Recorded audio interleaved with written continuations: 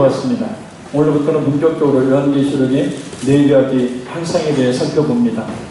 요한계시록을 크게 보면 다음과 같이 구성이 되어 있습니다. 31장 1절에서 8절, 그 다음에 4 환상이 있고, 그 다음에 결론을 냈습니다. 그래서 이 서론과 결론 사이에 중요한 핵심 내용, 또 많은 부분을 차지하는 내용이 바로 첫째 환상입니다. 오늘 살펴볼 부분은 첫째 환상에 대한 부분입니다. 이 첫째 환상은 9절에서 16절까지 구성되어 있는 환상입니다. 두 부분은 나올 수 있는데, 첫째 부분은 1장 9절에서 20절까지로 부활 승천하신 예수님의 환상입니다.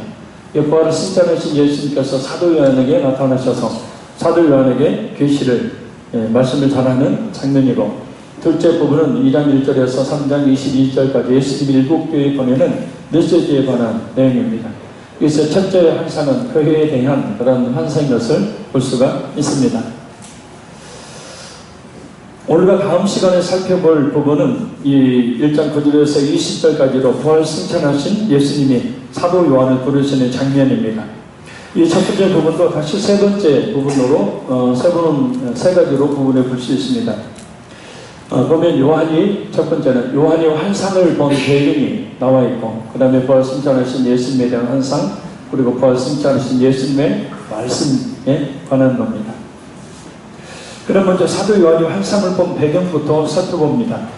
9절에서 11절 보면 사도 요한이 예수님으로부터 선지자로 부름받은 시간, 장소, 방법 등이 소개됩니다. 사도 요한이 선지자로 부름받은 장면은 구약시대 선지자들이 부름을 받은 장면과 아주 흡사합니다.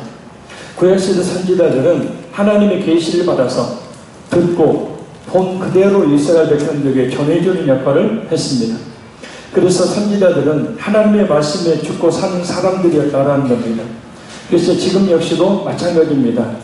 목사님들이, 이 교육자, 특별히 설교자들이 하나님의 말씀을 있는 그대로 전하는 그런 선지적 사명을 감당해야 된다는 겁니다.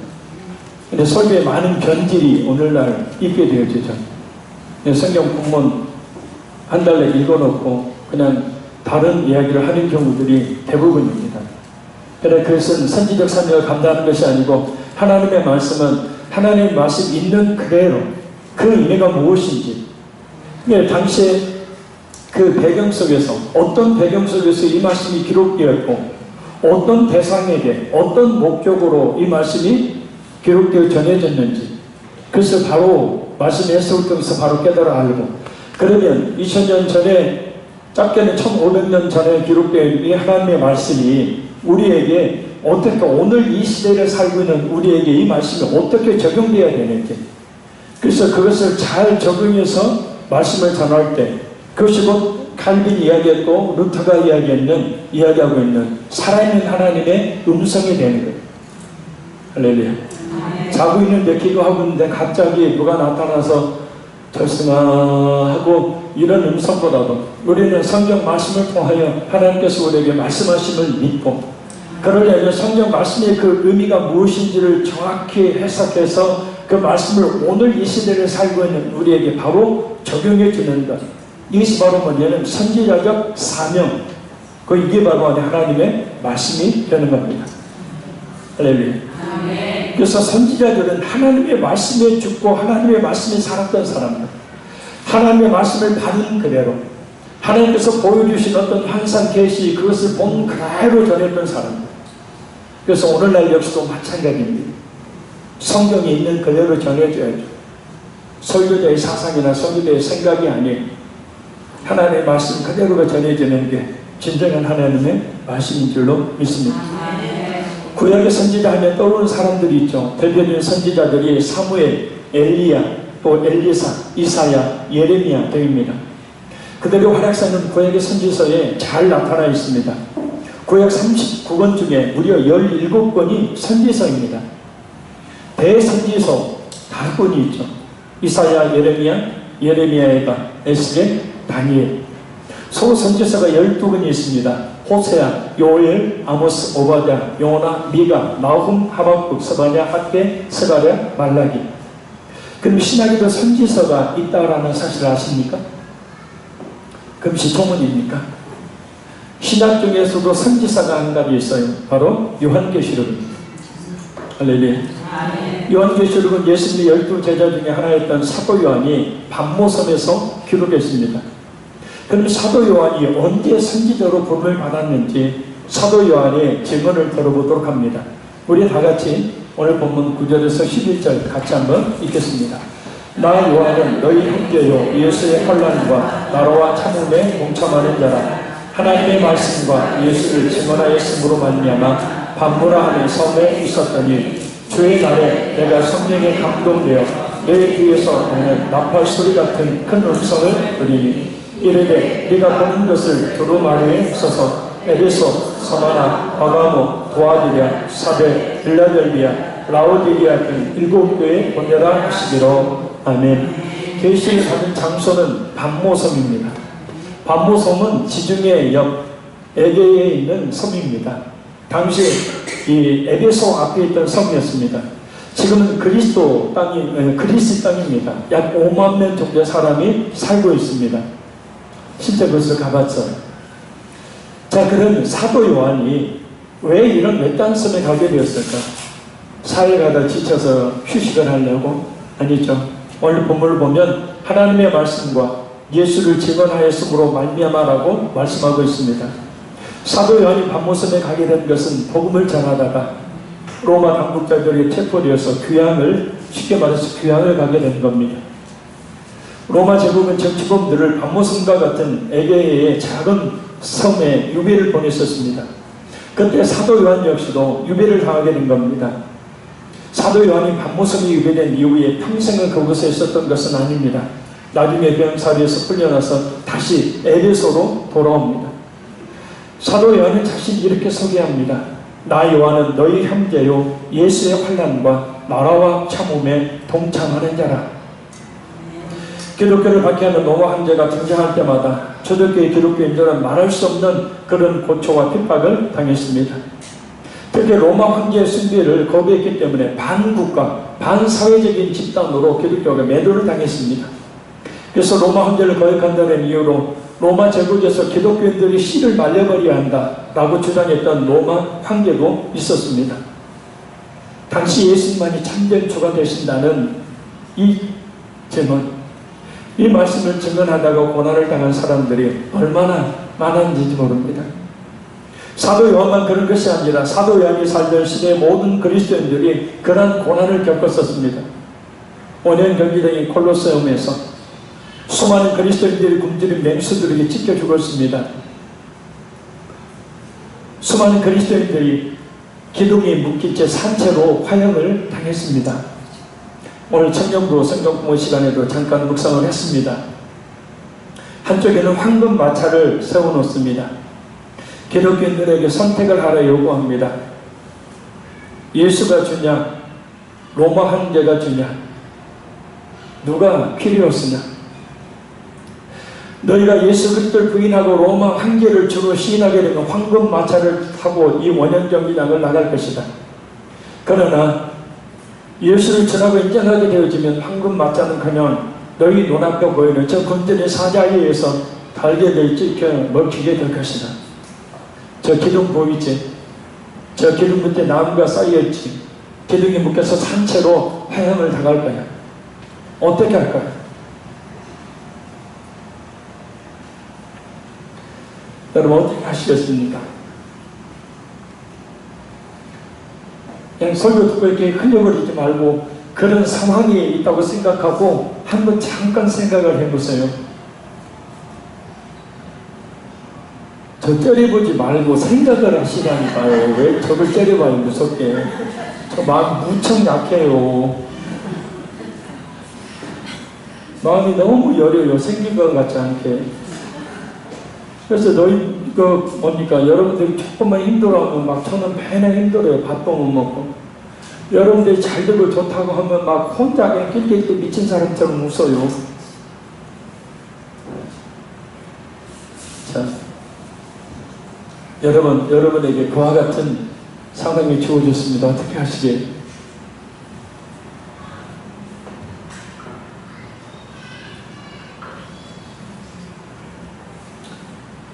주 안에 있는 나에게 단 근심이 있으랴 십자가 앞에 나가 내 짐을 풀었네.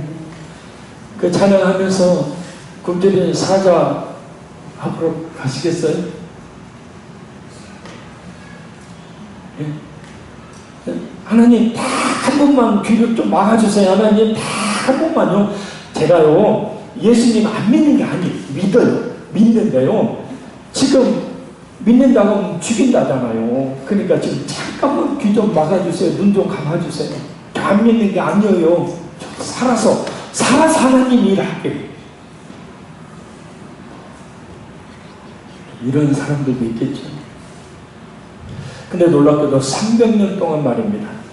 로마에 박해가 있었던 300년 동안 단 한 사람도, 수많은 그리스도인들이 그렇게 순교의 현장에서 선택을 강요받았지만 단 한 사람도 황금마차를 타고 간 사람이 없답니다.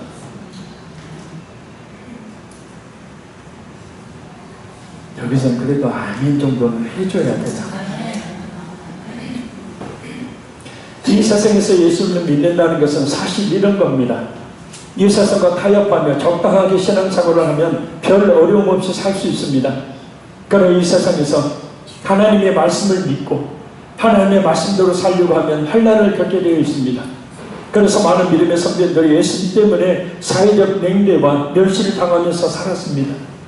지금도 세계 곳곳에서 복음을 증가하는 이유로 선교사님들이 또 전도자들이 죽임을 당하고 있고 예수님을 믿는다는 이유로 많은 그리스도인들이 핍박과 어려움을 매를 맞고 길거리에서 죽어가고 있는 경우가 많습니다. 차별로 인해 좋은 직장을 구할 수가 없습니다. 말씀을 따라 살아야 하기에 제약이 많아서 일거리도 그리 많지는 않습니다. 예수 진실하게 믿고 보면 진짜 해야 될 일이 그렇게 많지가 않아요. 그러면 왜 예수님을 믿는 사람들이 환난을 당하는 것일까요? 그것은 예수님을 믿는 사람들의 소속이 다르기 때문이에요. 비록 몸은 이 세상에 있지만 하나님의 통치를 받기 때문에 교회는 이 세상 나라와 갈등하게 되고 싸우게 되기 때문입니다. 그러나 우리 성도들은 이런 치열한 영적 전쟁 속에서도 인내하며 싸워 이겨야 합니다. 우리가 만약 예수님을 믿는 것 때문에 고난을 당한다면, 복음을 증가하다가 고난을 당한다면 이것처럼 영광스러운 일은 없는 것이기 때문입니다. 사실 예수님을 믿는 것은 그리 쉬운 일이 아닙니다. 그리스도의 권한을 종참하는 것이기 때문입니다. 그래서 예수를 믿으면 복받고 부자로 살 수 있다는 말은 사실 상정적인 말이 아니에요. 예수 그리스도와 정반대인 이 세상에서 예수를 믿는 사람으로 그 말씀에 순종하는 삶을 산다면 여러 어려움들이 있을 것이기 때문입니다. 물론 그 대가로 그와는 비교할 수 없는 영원한 천국의 영광이 주어지기만 말입니다.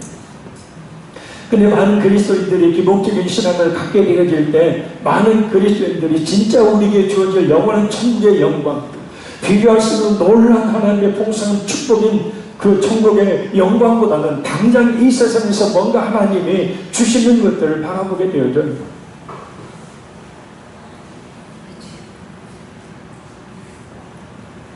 사도 요한이 밤모섬에서 하나님의 나라를 위하여 그리고 고난당하는 그리스도인들을 생각하면서 눈물로 기도하던 어느 날 예수님께로부터 계시가 나게 됩니다.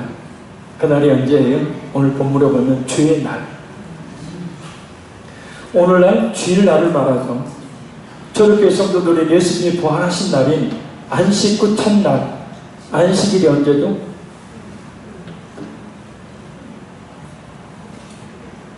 안식일이 언제죠?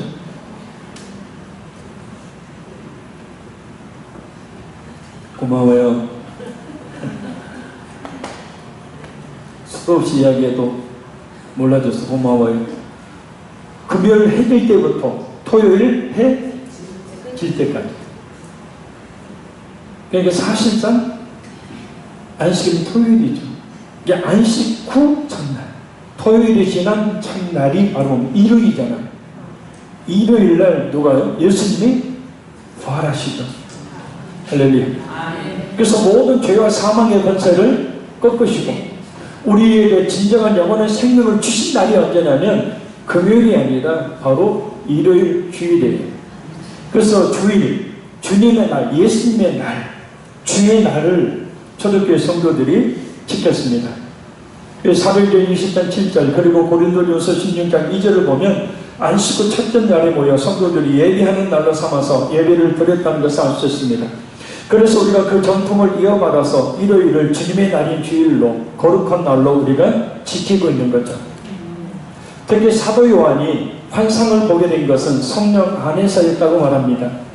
우리가 이미 배운 것처럼 요한계시록 안에는 성령 안에서라는 말이 각 네 가지 환상이 시작될 때마다 성령 안에서라는 말이 시작이 되죠. 언급이 되죠. 1장 10절, 4장 2절, 그 다음에 17장 3절, 21장 10절 이렇게 4번 나옵니다. 사도 요한이 본 환상은 성령 안에서 본 환상. 할렐루야. 그래서 이것은 사도 요한이 스스로 만들어낸 상상이 아니라 예수님의 성령의 감동을 통해 주신 것임을 말하는 겁니다. 성령 안에서라는 말은 매우 중요한 말입니다. 요한계시록의 전체의 구조를 보여주는 중요한 열쇠가 된다는 것을 꼭 기억해야 합니다. 왜냐? 사도 요한이 본 환상과 계시는 거짓 선지자들의 상상의 산물과는 다른 성령께서 주신 것을 의미하기 때문입니다. 곧 하나님의 말씀이라는 거예요. 그럼 사도 요한이 감동되어 들은 소리는 어떤 소리입니까? 나팔 소리 같은 큰 음성, 바로 예수님의 음성입니다. 그런데 예수님의 음성을 나팔 소리로 비유한 것은 구약에서 나팔 소리가 세 가지 의미로 사용된 것에서 기인합니다. 요한계시록에 대한 해석은 구약을 모르면 해석할 수가 없죠. 특별히 구약 중에서도 묵시 문학에 해당되어지는 에스겔서, 다니엘서를 확실히 알아야 바로 요한계시록을 제대로 해석할 수가 있게 되어집니다. 자, 나팔은 세 가지 의미가 있죠. 첫째는 사사기 3장 27절과 에스겔 7장 14절을 보면 전쟁을 알릴 때 나팔을 길게 봅니다. 양각 나팔. 둘째는 사무엘하 15장 10절에 왕의 출현을 알릴 때 이 양각 나팔을 길게 봅니다. 셋째는 사무엘하 6장 15절과 역대하 29장 27절에서 28절을 보면 축제 진행이나 희생제사, 이 제사를 지낼 때 예배 형태 하나로 나팔을 길게 불게 되어집니다. 이 중에서 오늘 본문의 나팔의 의미는 두 번째와 세 번째 경우로 사용됩니다. 바로 출애굽기 19장 16절과 19절에서 20절에 말씀하고 있듯이 하나님의 임재. 할렐루야. 특히 하나님께서 모세에게 하나님의 말씀을 주시기에 나타나실 나팔 소리가 났던 것처럼 하나님이신 예수님께서 사도 요한에게 그 하나님의 말씀을 주신다는 의미로 나팔 소리 같은 음성. 할렐루야. 계시가 사도 요한에게 예수님께로부터 왔죠. 그 예수님은 하나님이시죠. 그래서 사도 요한에게 예수님은 곧 하나님의 임재, 그리고 나팔, 하나님의 임재와 함께 사도 요한에게 하나님의 음성, 하나님의 말씀이 전해지는 것, 그것이 나팔 소리 같은 큰 음성의 뜻입니다. 자, 그럼 예수님의 음성이 뭡니까? 네가 보는 것을 두루마리에 써서 에베소, 서머나, 버가모, 도아디랴, 사데, 빌라델비아, 라오디게아 7교회에 보내라 라는 예수님의 명령입니다. 하나님의 말씀을 기록해서 7교회에 보내라고 명령하십니다. 자, 이 기록하라는 말은 이사야 30장 8절과 예레미야 36장 2절에서 4절에 말씀하고 있는 것 같이 이사야와 예레미야에게 하나님의 심판을 기록하라고 하신 것과 같은 맥락입니다. 죄와 심판을 선포하는 구약의 선지적 메시지의 성격을 그대로 이어받았다는 사실을 말해요. 구약 대부분은, 특별히 구약에서 선지서의 대부분의 메시지의 내용이 뭐예요? 죄에 대한 지적이죠. 심판이죠. 돌이키라는 회개의 메시지죠. 그래서 구약의 선지자의 내용이 그거예요. 죄를 지적하는 거예요. 그 죄를 회개하지 않게 되어지면 하나님의 심판이 있다는 거죠.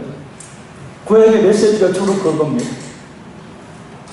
그래서 요즘은 목사님들이 용감하지 않는 한은 구약의 선지서 설교를 할 수가 없다라는 거죠. 왜요? 죄를 지적하는데 듣기 좋아할 사람이 어디 있겠어요?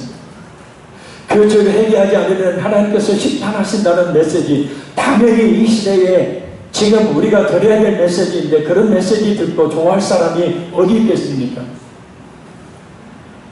그러니 야, 저 설교자는 설교가 강하네, 칼날 같네, 아이고 이 교회에 있다가는 그냥 어영부영 신앙생활을 하다가는 못 배겨내겠네, 그런 소리를 하게 되죠. 왜요? 피하고 싶은 겁니다. 듣기 싫은 겁니다. 진짜 자기를 살리려고 하는 그 하나님의 말씀을 듣기 싫어하는 거죠. 그러나 하나님께서는 그 선지자를 보내고 또 보내시죠.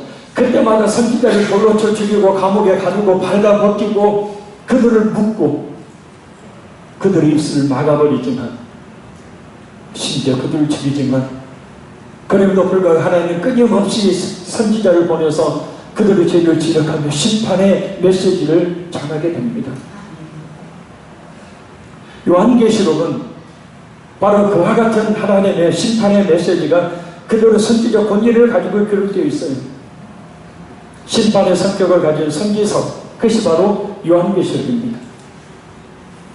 그렇다면 왜 하필 에베소, 서머나, 버가모, 도아데라, 사데, 빌랄레비아, 라오디게아 이 7교회일까요? 그래서 몇 가지 이유가 있습니다. 첫째는 당시 7교회가 위치한 진학력, 지정학적인 그런 위치가 소아시아 지역에서 통신의 중심지로 열렸기 때문입니다. 사통팔달이라는 말 들어보셨죠? 이 사거리에서 소식을 전하면 사방으로 옵니까? 그 소식이 전해집니다. 당시에 7교회가 위치한 지역이 바로 그와 같은 곳이었어요. 그래서 7교회가 속한 7도시들은 기독교 소식의 중요한 중심지 역할을 했어요. 그래서 7교회의 메시지를 전하면 7교회의 서신서가 전해지게 되어지면 그 서신서들이 사본으로 복사가 되어서 기록이 되어서 주변의 다른 도시의 교회들로 쫙 퍼졌답니다. 진행학교 위치 때문에 7교회, 소아시아 7교회가 바로 선택을 받았고, 둘째, 이 7도시들이 황제 숭배와 연관되어 있었기 때문입니다. 도아데라를 제외하고 모든 도시들이 황제를 숭배하는 성전들을 가지고 있었습니다. 빌라델비아와 라오디게아 외에 모든 도시들은 황제 숭배를 위한 제사장들과 제단들을 가지고 있었습니다. 그래서 실제 터키, 그리스, 이탈리아 그 지역의 소아시아에 터키 지역에 있는 터키 소아시아가 소아시아 7개가 터키 지역에 있죠. 실제 선교사들 가서 보면 무너졌지만 지금도 황제 숭배의 그 기둥이요, 신전도 있고 그 기둥이 도시를 딱 들어가는 입구에 출입문처럼 황제 숭배에 대한 기둥이 서 있습니다. 각 도시들마다 다 여러 신들을 섬기는 신전들의 그 흔적들이 굉장히 많이 남아 있습니다. 그래서 그 어떤 도시에 있는 교회보다 이런 상황 가운데 있었던 많은 핍박을 당하고 있었던 7교회에 요한계시록의 말씀이 더 필요했기 때문이죠. 세 번째는 이 7교회의 요한계시록을 기록하여 전달하라고 하신 것은 7교회들이 다른 교회들이 가지고 있었던 문제들 대표적으로 가지고 있었기 때문입니다. 자, 다시 이야기합니다. 문제 있는 교회가 있어요, 없어요? 예? 문제 있는 교회가 있어요, 없어요?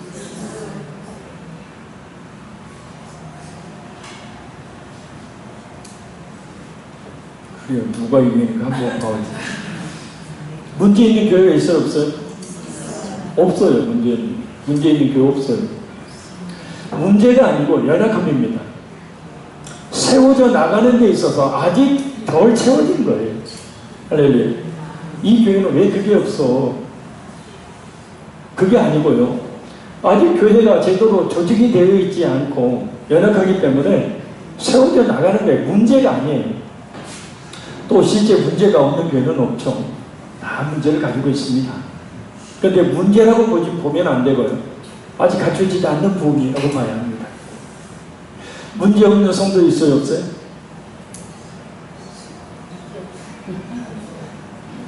네?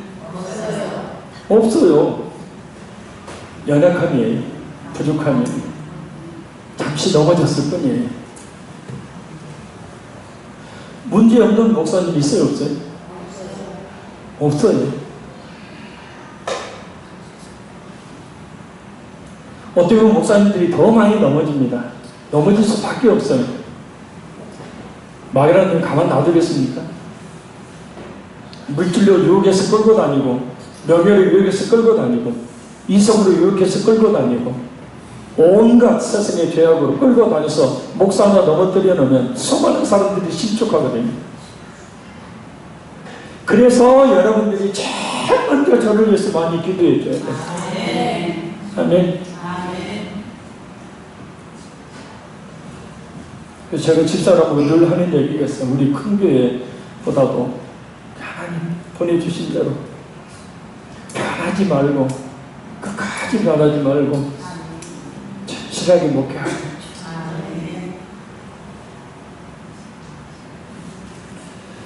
자, 그래서 일곱 교회에는 많은 교회들이 가지고 있었던 문제가 있었고, 모든 교회가 가지고 있는 문제들을 가지고 있는 교회이기 때문에 대표적으로 그 교회를 택했고, 지난 시간에 우리가 살펴보았듯이 7이 무슨 숫자였죠? 7이? 세 가지 뜻이 있었어. 7이?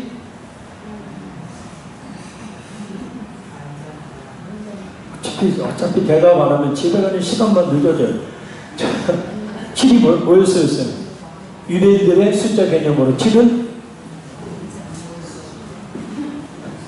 완전, 그 다음에 충만, 그 다음에 전체.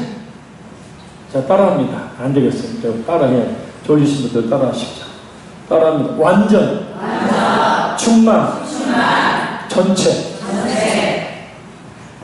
이 완전, 충만, 전체. 그래서 이 완전, 충만, 전체를 의미하는 7이라는 수가 7명, 일곱 뿔, 일곱 등불, 성령님께 사용이 되죠.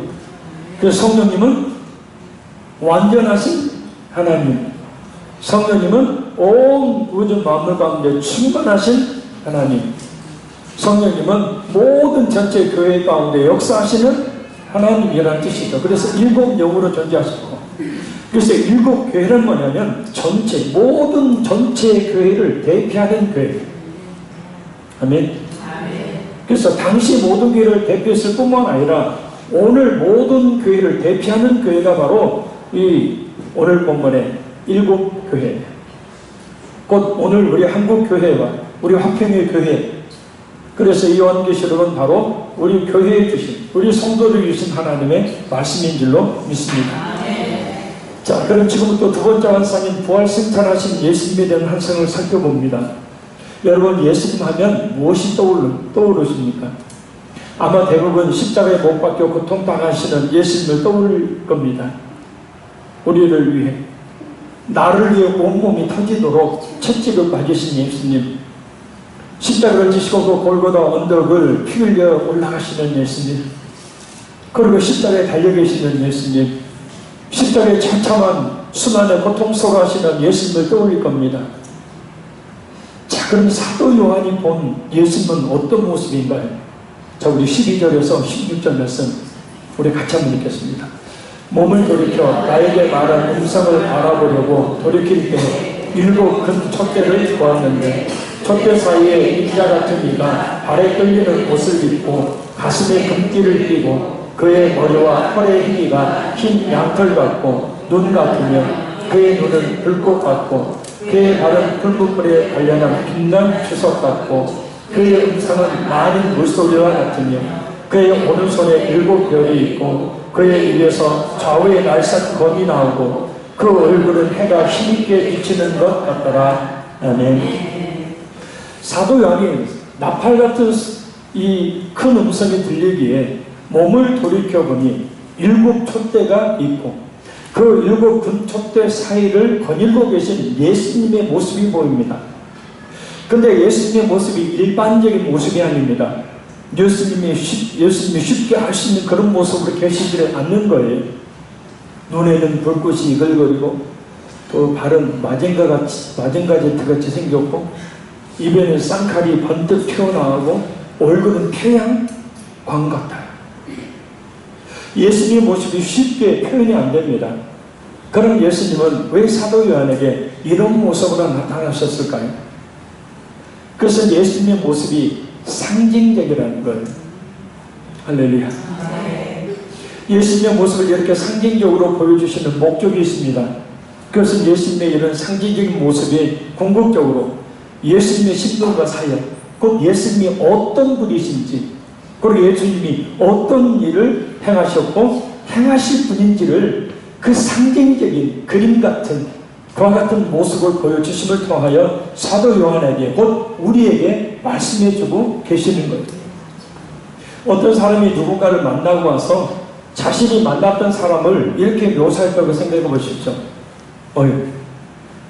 내가 금방 어떤 사람을 만났는데 그 사람 머리는 컴퓨터 같고 눈은 망원경 같고 귀는 레이저 탐지기 같고 입은 확성기처럼 생겼고 손은 맥가이버 같이 생겼고 발은 자동차 바퀴 같았어. 정말 끝내주는 사람. 자, 이 말이 어떤 뜻일까요? 그 사람이 실제 그렇게 생겼다는 것입니까? 아니죠. 그 사람이 컴퓨터처럼 머리가 똑똑하다는 말이잖아요. 눈은 먼 데까지 볼 수 있을 정도 아주 시력이 좋은 사람. 귀는 옆에서 작은 소리조차도 들을 수 있을 정도로 귀는 밝고 목소리는 아주 우렁차고 손으로는 못하는 것이 없고 발은 자동차처럼 아주 빠른 사람이라는 것을 이해하기 쉽게 뭡니까? 표현하는 거죠. 예수님이 사도 요한에게 자신을 나타내는 방식도 마찬가지입니다. 예수님 자신이 어떤 일을 행하셨고 어떤 일을 행하실 분인지를, 예수님 자신이 어떤 분이신지를 그와 같이 묘사를 하신 거죠. 자, 그럼 예수님의 모습을 8가지로 구분해서 살펴보도록 합니다. 먼저 도표를 보도록 하겠습니다. 자, 보면 첫 번째, 복장은 발에 끌리는 긴 옷과 가슴에 금띠입니다. 머리털은 눈과 양털 같은 백발을 하고 있어요. 얼굴은 해처럼 빛납니다. 눈은 불꽃 같아요. 눈에 막 레이저가. 입은 양날 검이 나옵니다. 목소리는 맑은 물소리 같습니다. 손은 7별을 쥐고 있고 발은 빛난 주석 같습니다. 자, 예수님의 모습 자체를 이렇게 상징적으로 표현을 하고 있습니다. 이 의미가 다 있다는 거죠. 그런데 중요한 것은 사도 요한에게 나타난 예수님의 모습이 새로운 것이 아니라 모두 구약 성경을 배경으로 하고 있다는 거예요. 그래서 예수님의 환상을 우리 마음대로 상상하기보다도 구약 성경에서 근거를 찾는 것이 중요합니다. 특히 예수님의 그 모습은 다니엘 7장과 또 10장에 자세히 나와 있습니다. 자, 우리 모두 다니엘 10장 5절 6절을 찾도록 하겠습니다. 허리사님 페이지 알려주세요. 다니엘 10장 5절에서 6절입니다.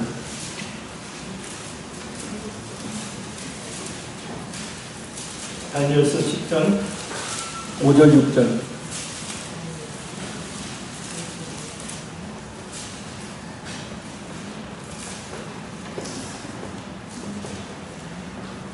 못하는 분들 있으니까 페이지 알려주세요. 1250페이지입니다.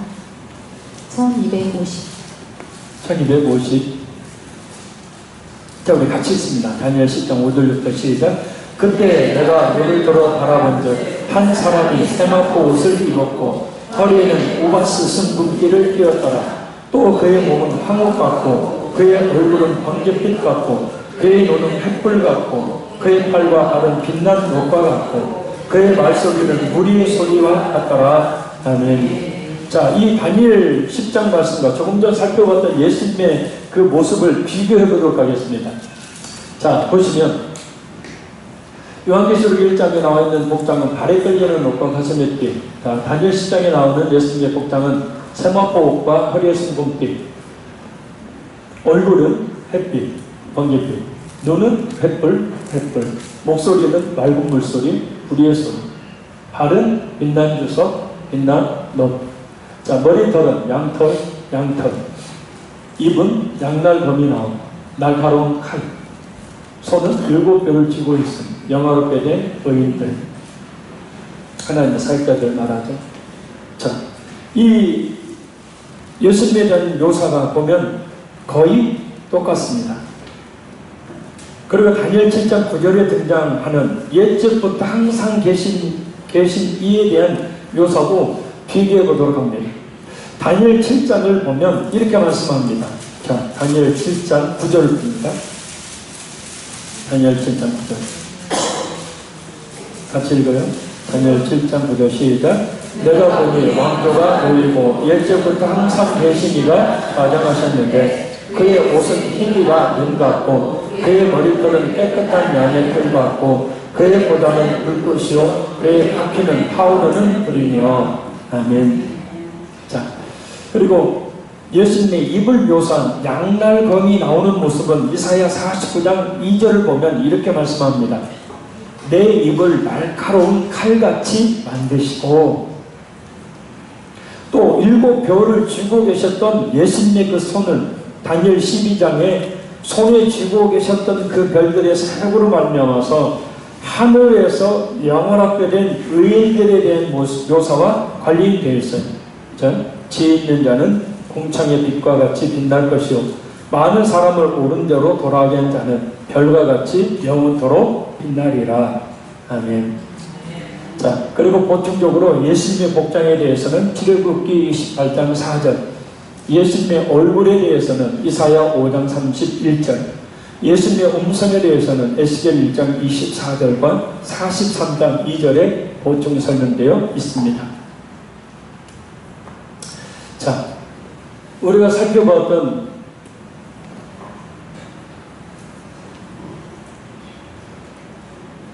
다음 시간에 할 것은 이 왜 이 옷을 입고 왜 이 띠를 띠고 있고 왜 얼굴이 이렇게 빛나고 눈이 이렇고 왜 목소리가 맑은 물소리고 왜 발에 빛난 주석인가, 왜 머리털이 양털이고 양갈검이 입에서 나오고 손이 7뼈를 쥐고 있는가,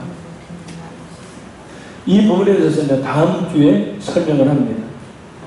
간단히 맛보기로 발은 빛난 주석이죠.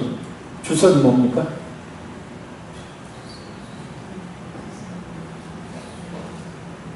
주석이 쇳덩어리잖아요. 구리 같은. 그죠? 단단한 쇳덩어리죠.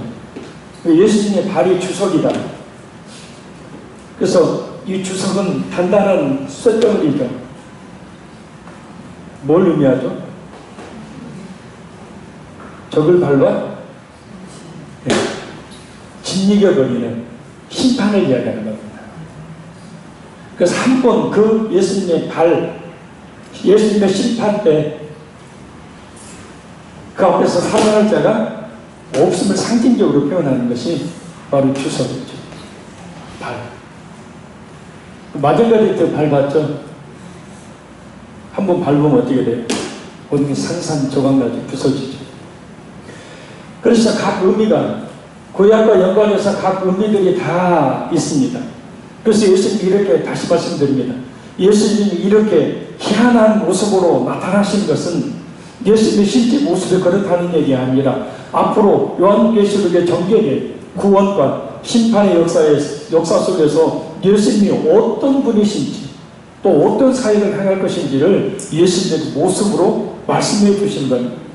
그래서 다음 주에는 꼭 나오셔서 이 예수님의 그 상징적 의미가 무엇인지를 알아야 앞으로 요한계시록의 예수님의 그 모습들에 대한 이해가 있게 되었죠. 개봉박도 꼭 빠지지 말고 다음 주에 나오시기를 바라요. 결론적으로 말씀드립니다. 이 세상과 타협하며 적당한 신앙생활을 하면 별 어려움 없이 살 수 있습니다. 그러나 이 세상에서 하나님의 말씀대로 살려고 하면 많은 환난을 겪게 되는 게 사실입니다. 그래서 많은 믿음의 선배들이 예수님 때문에 사회적 냉대와 멸시를 당하면서 살았고 숭배의 제물이 되었습니다. 지금 역시도 세계 곳곳에서 복음을 증거한다는 이유로 수많은 선교사님들과 전도자들이 핍박을 받고 있고 예수님을 믿는다는 이유로 많은 그리스도인들이 오름을 겪으며 살고 있습니다. 우리의 신앙생활 너무나 편하죠. 우리의 신앙생활 너무나 편합니다. 너무 자유롭습니다. 우리나라의 신앙생활이 가장 뜨거웠던 때는 일제시대죠. 6.25 동란 이후입니다. 그 고난 속에서 우리의 신앙이 참 뜨거웠어요. 근데 지금은 너무나 신앙생활이 편하지 않죠. 그래서 너무나 뜨뜻 미지근한 안일한 신앙생활을 하고 있지는 않아요. 올려줘요. 이거 스크린 올려줘요.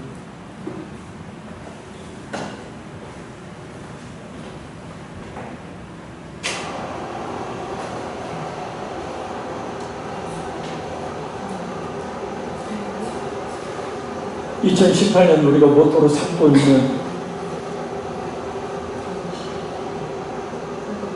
기도하는 성도의 여성들의 모습, 이 그림 하나가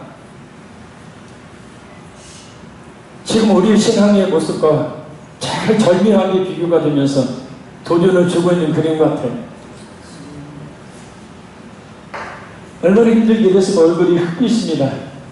하루 종일 이랬겠죠. 이 사진에는 나와 있지 않지만, 지금 끊겨서 나와 있지 않지만, 이 한쪽에는 아이 하나가 또 앉아 있습니다. 아이 하나 들쳐없고, 이 힘든 일을 하고 난 뒤에 마룻바닥이죠. 우리 같은 편한 의자가 아니고 마룻바닥에 무릎 꿇고 손 보십시오. 얼굴 보십시오. 이 마룻바닥에 무릎 꿇고 애 없고 애 옆에 기도하는 것입니다.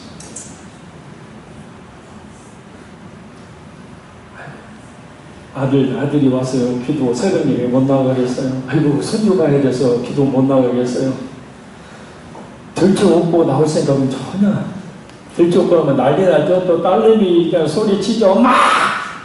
날씨도 춥건데 더워 죽겠는데 애 그러다가 감기 걸리고 더위를 보면 어떡하나.